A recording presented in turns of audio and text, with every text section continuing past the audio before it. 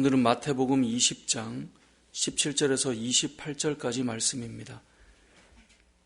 동상이몽이라는 말이 있습니다.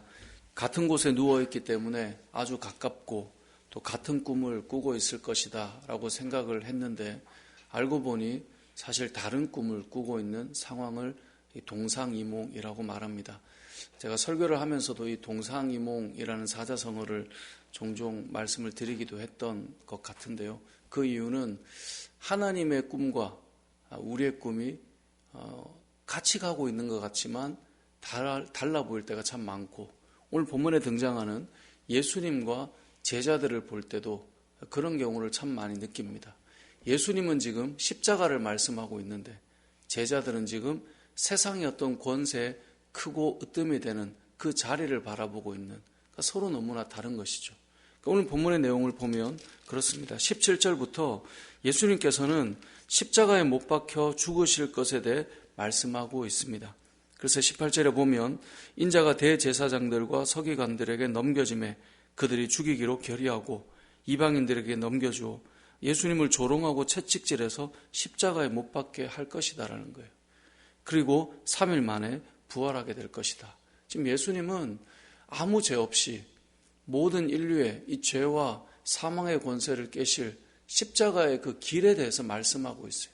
그건 가장 낮아지는 자리고 가장 비참하고 억울하고 조롱당하고 고통당하는 그 자리에 가게 될 예수님의 사명을 말씀하고 있어요.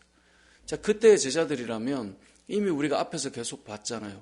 제자들에게 주님의 십자가를 지듯이 너희도 너희의 십자가를 져야 된다고 계속해서 언급하고 있지만, 제자들은 그때 다른 이야기를 하고 있는 거예요. 시간이 지나서도 아닙니다.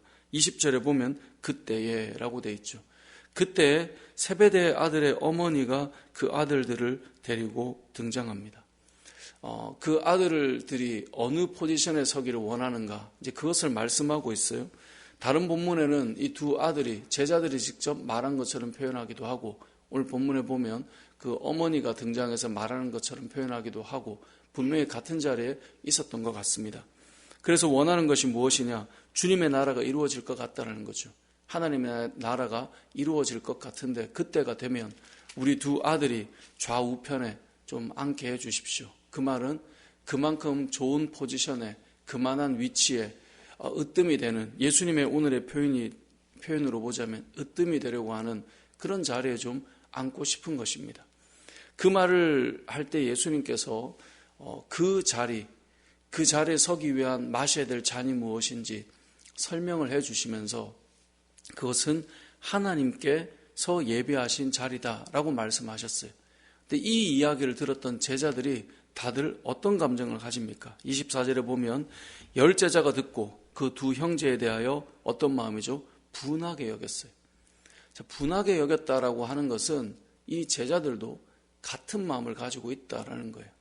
지금 제자들은 예수님을 따라다니면서 수많은 기적과 수많은 가르침들을 통해 새로운 메시아를 통한 하나님의 나라가 도래할 것이다 라고 하는 것을 기대하고 있었습니다.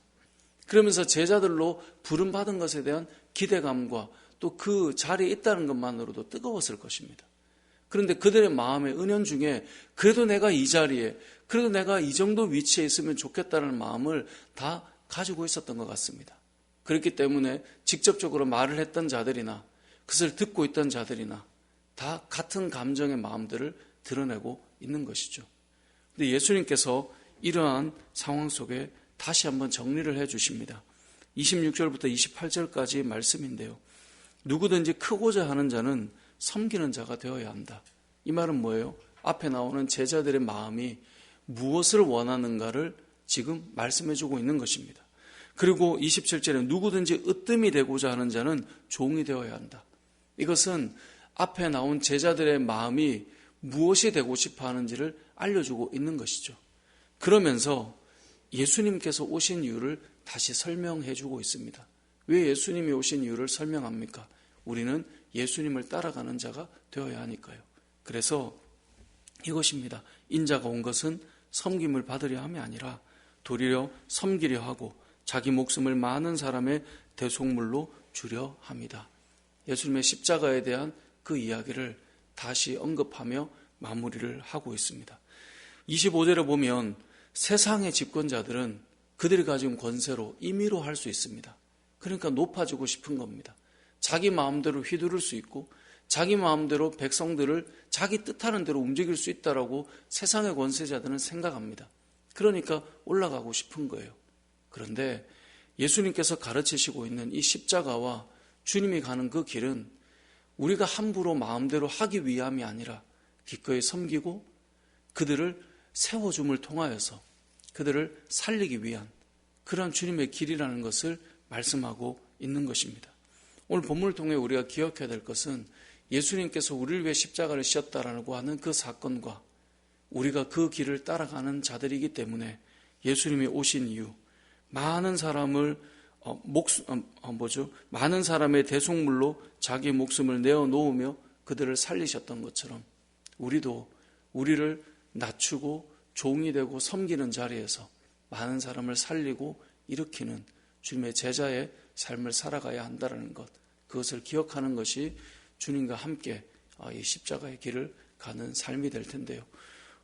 오늘 하루의 우리의 삶도 주님이 가셨던 그 길처럼 기꺼이 우리에게 맡기신 십자가를 지고 또 이 세상에 죽어가는 영혼들을 살리기 위해 복음을 전하며 또 많은 이들을 세워갈 수 있는 저와 여러분의 삶이 되시길 주님의 이름으로 축복합니다.